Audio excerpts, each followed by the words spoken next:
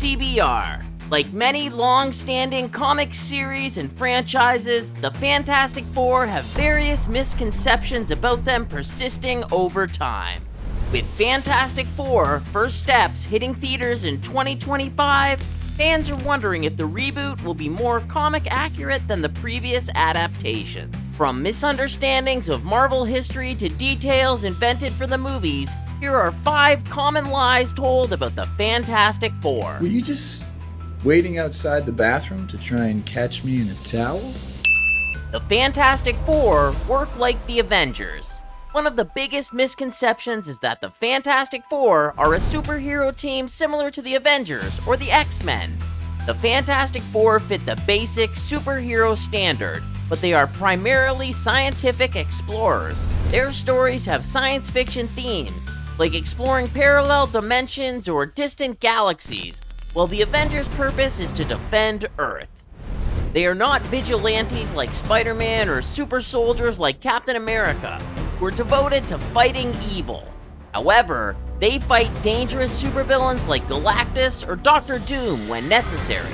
They were already a family before they got powers, so they never united to become a superhero team, just adopted superhero names to the public. This family aspect drives much of their storytelling. The personal and emotional stakes in their adventures are often just as high as the physical threats, setting them apart from other Marvel teams. The Fantastic Four was the first superhero team. This common belief is not exactly a lie, but it's not completely accurate either.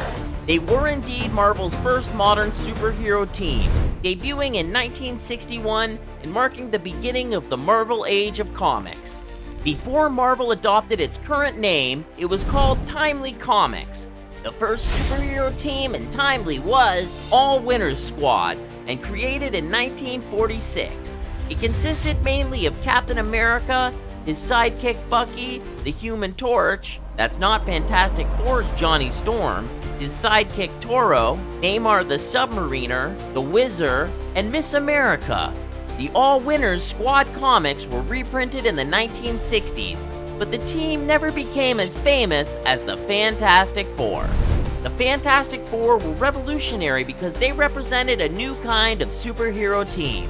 The Four are complex, flawed characters who navigate personal problems in parallel to exploring the universe and fighting villains.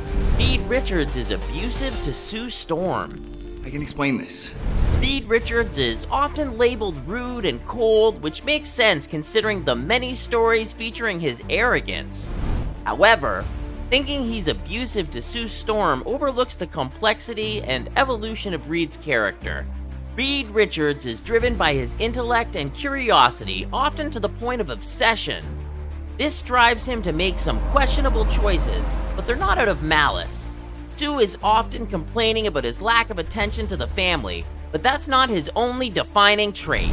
Reed's love for his wife is central to his character, and he's expressed his love for Sue and their children more times than he's neglected them. Early Fantastic Four comic books have Reed doing abusive things that were unfortunately accepted at the time. In 1985's Fantastic Four number 281, he physically harms Sue when she briefly turns evil.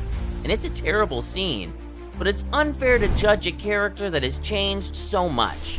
And Marvel has been writing Reed as a better guy for a long time now. The latest issues of Fantastic Four show how much the character evolved while maintaining all the positive aspects that he's always had. Reed Richards is the leader of the Fantastic Four. Leadership in the Fantastic Four is complicated. Mr. Fantastic was the leader of the team originally, but while Reed always has taken charge in scientific missions, overall, leadership has often been shared depending on the circumstance. Sue Storm frequently steps up to guide the team towards the best decisions, and she becomes the leader of missions in several occasions in which Reed is incapacitated. Sue is also the diplomat within the team. While Reed, Ben, and Johnny act impulsively in battles, Sue is the only one who can reason with the enemy. The Invisible Woman suffered from sexist stereotypes early on, but evolved over the years and embraced her leadership skills. She's also the strongest of the four. She has done things no other member of the team has. like killing a Celestial in 1995's Fantastic Four number 400. The 2023 issue Fantastic Four Volume 7 number 5 finally confirmed Sue is the leader, as the series has been hinting thus far. So today, officially, Sue Storm is the leader of the Fantastic Four. The members of the Fantastic Four are close in age. The movie adaptations change their ages every time, but the age gaps among the members is part of their family dynamics in the Fantastic Four comics. Reed Richards is the oldest, with the maturity and experience that comes from years of scientific research and exploration. Ben Grimm's age falls somewhere between Reed and Sue. His long-standing friendship with Reed predates the formation of the team. He met Sue and Johnny around the same time as Reed did, eventually becoming everyone's best friend. Sue Storm is 8 years older than her brother Johnny and a mysterious number of years younger than Reed and Ben. The exact age gap between Sue and the older members is unclear because it has been retconned a few times, falling somewhere between 5 and 15 years. Johnny Storm is the youngest member. He's often portrayed as a hot-headed, impulsive young adult, which contrasts heavily with Reed's measured approach to life. Do you know any other common misconceptions about the Fantastic Four? Let us know in the comments below. The Fantastic Four are truly Marvel Comics royalty. As Marvel's first family, the Fantastic Four single-handedly created the Marvel Age of Comics, but despite this, have struggled in recent years to gain popularity. Today, at CBR, we're taking a trip to the Baxter Building and visiting the Fantastic Four.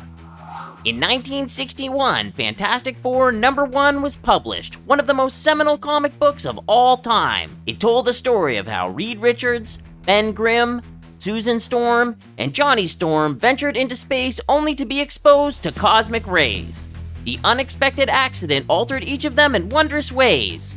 Reed gained the power to bend his body in any way imaginable. Sue could render herself completely invisible. Johnny found himself transformed into a being of pure fire, and Ben's body had become a monstrously strong incarnation of orange rock. When they returned to Earth, they decided to use their amazing new powers to help protect the world. Thus, the Fantastic Four was born. The Fantastic Four was a massive success for Marvel Comics, as it broke new ground for the company. The Fantastic Four were exactly that, a team of heroes, and not just a singular person in a mask or cape. The Fantastic Four weren't mysterious heroes who hid their identities. They were famous celebrities.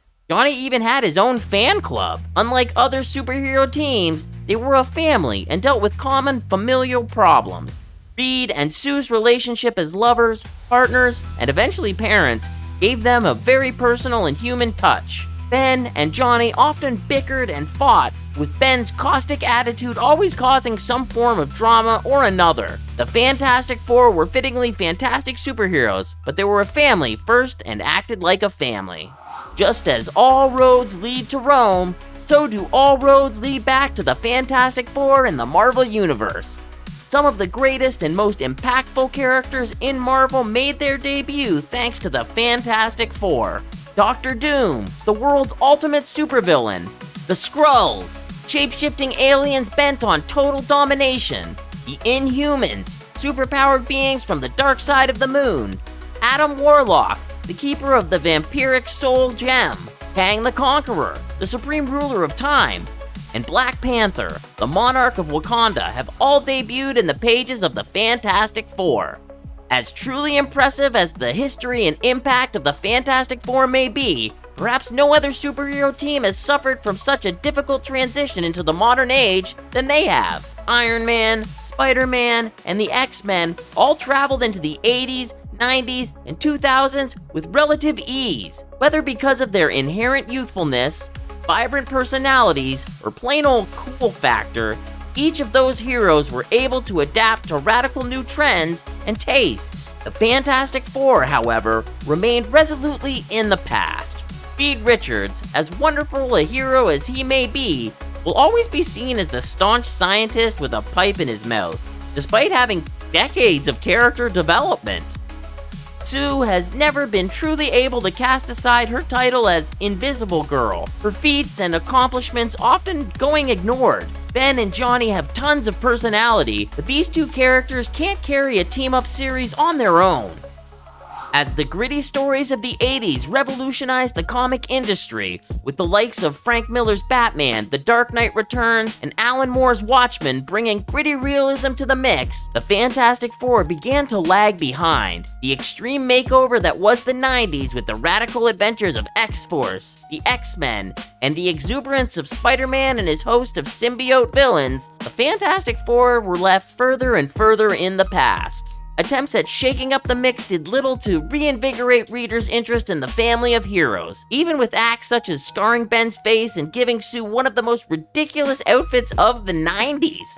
The list of writers and artists that have worked on the Fantastic Four reads like a greatest hits of the comics industry's best names.